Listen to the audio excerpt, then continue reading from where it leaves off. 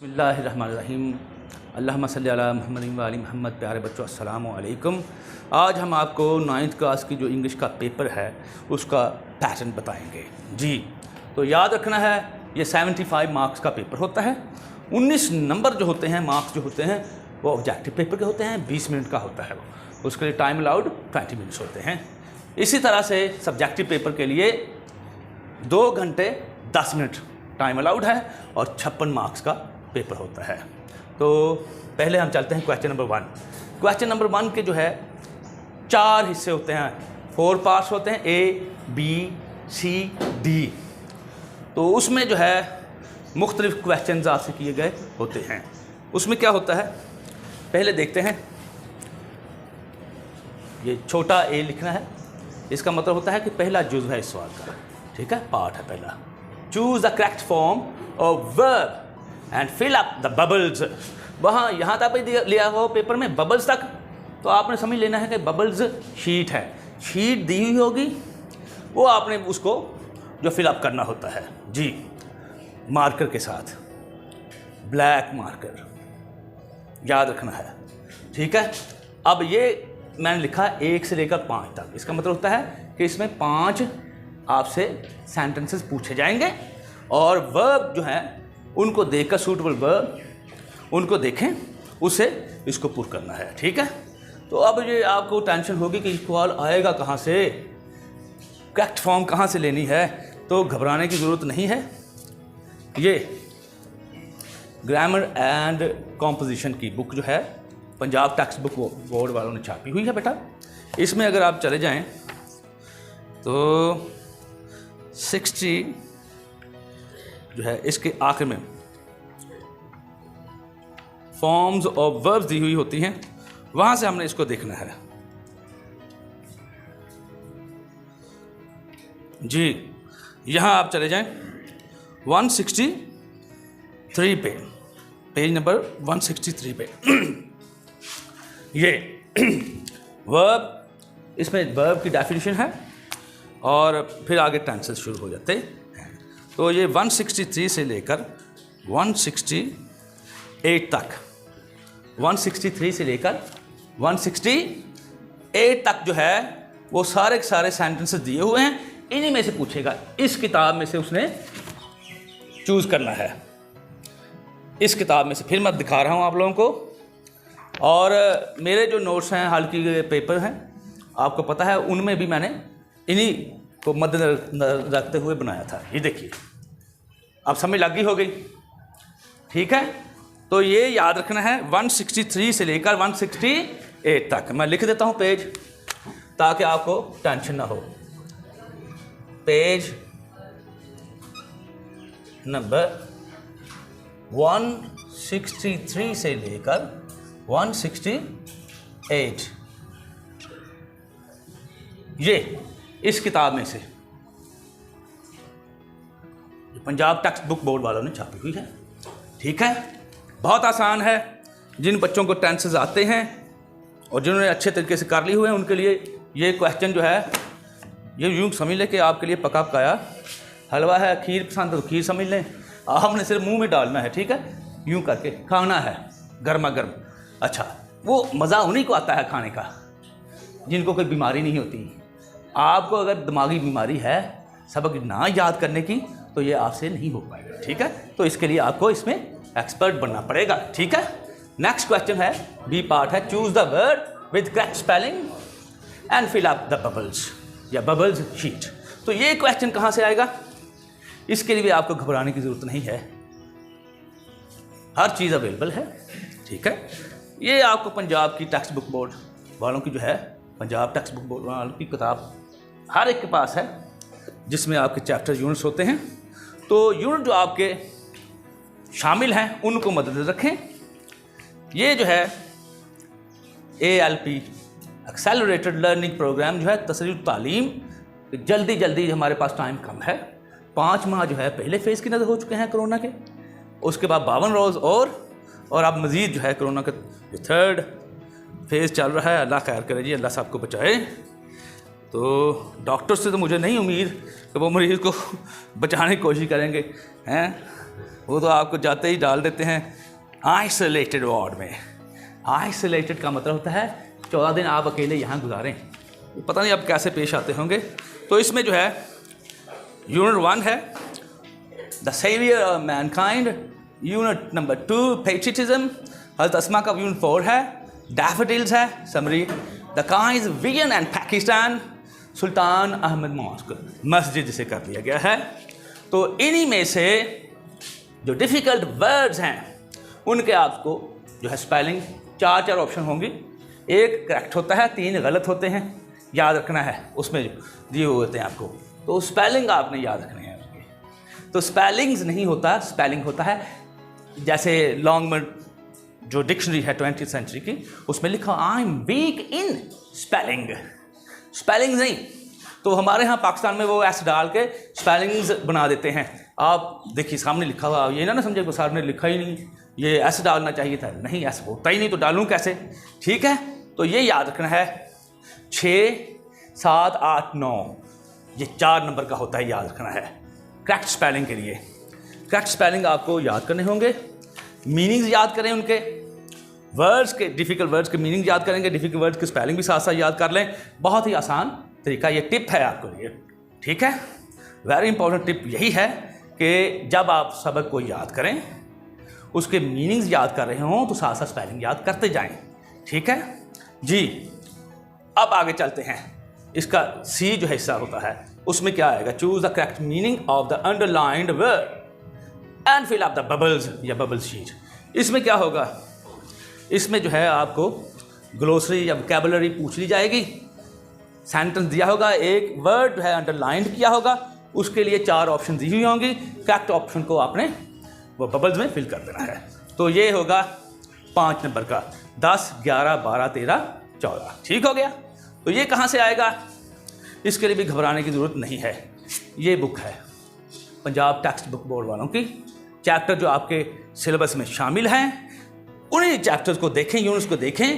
Unit के आखिर में वोकैबुलरी दी हुई होती है, ग्लोसरी जिसे कहते हैं, उसके जो है मीनिंग्स को देखें। अगर फिर भी पता ना चले तो नोट्स मार्केट में अवेलेबल हैं, बहुत से हैं, शॉर्ट पेपर्स हैं। ये मेरा पेपर हल किया हुआ है A+ का, इसके आखिर में मैंने दिए हुए हैं जो एक्सपेक्टेड मीनिंग्स हैं जो आपसे पूछे जा सकते हैं, वो देख लीजिएगा, ठीक है।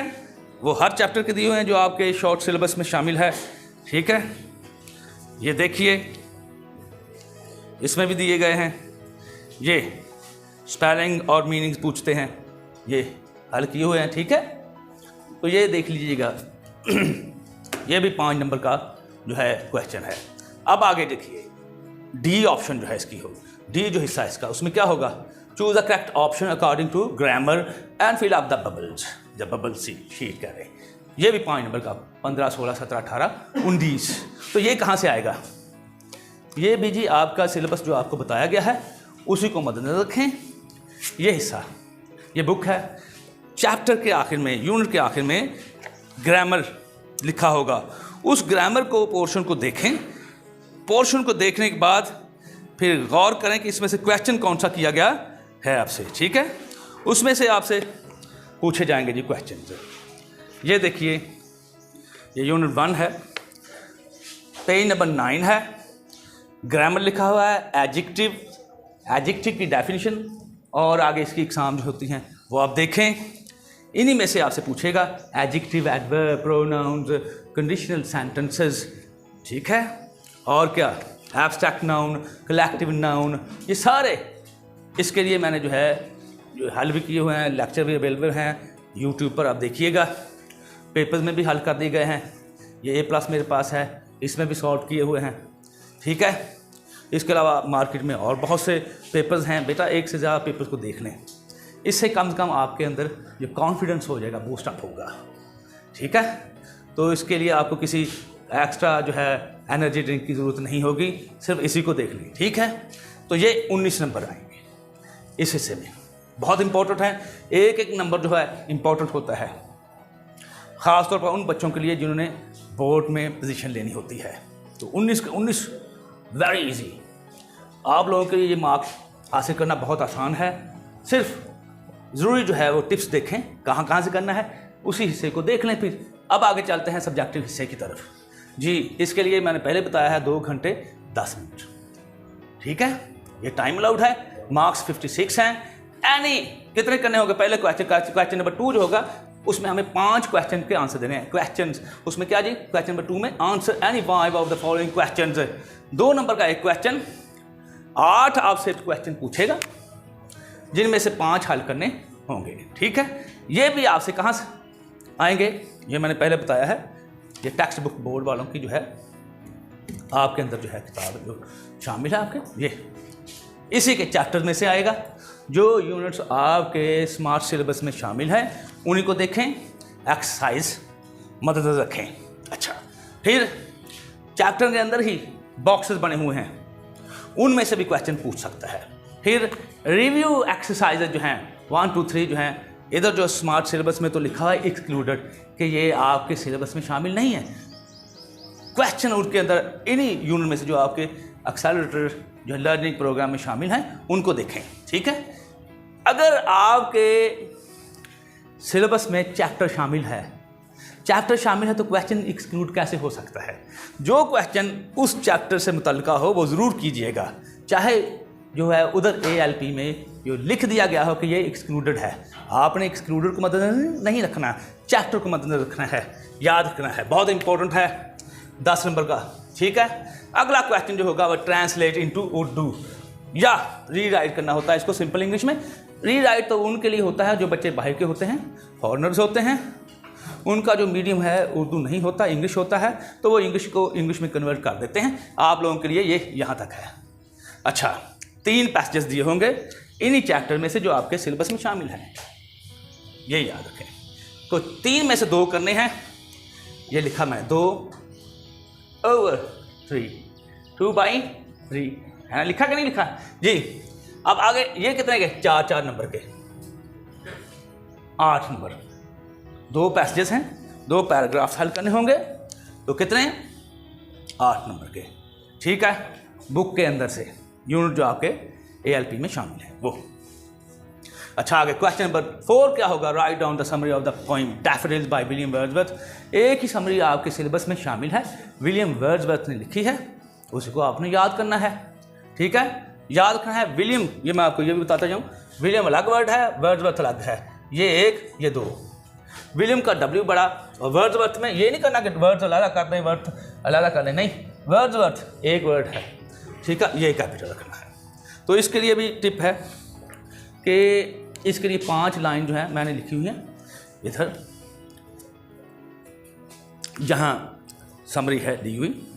तो आपके सिलेबस में एक ही समरी शामिल है बेटा, वही आपने करनी है, याद रखना है इसको अच्छे तरीके से।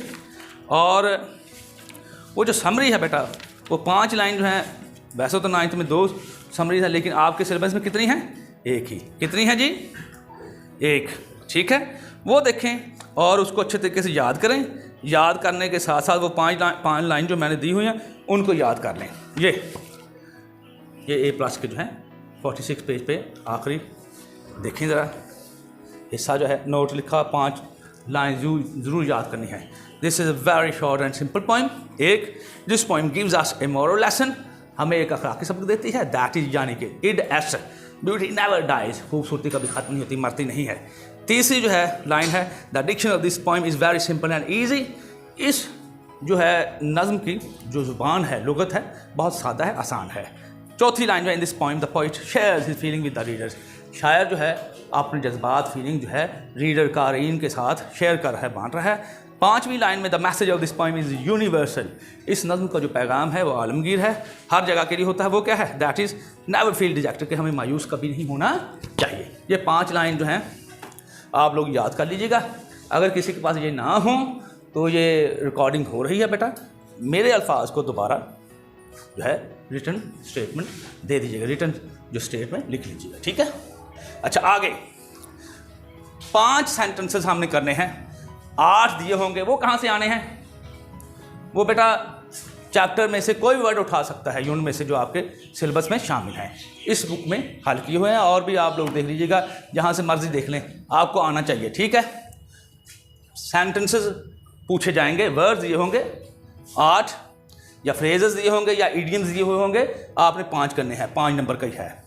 इसके बाद नेक्स्ट क्वेश्चन है क्वेश्चन नंबर 6, उसमें एक लेटर करना होगा, 8 नंबर का है। इधर मैंने जो है उसकी भी रिकॉर्डिंग करवा दी है, how to write a letter, letter कैसे लिखना है।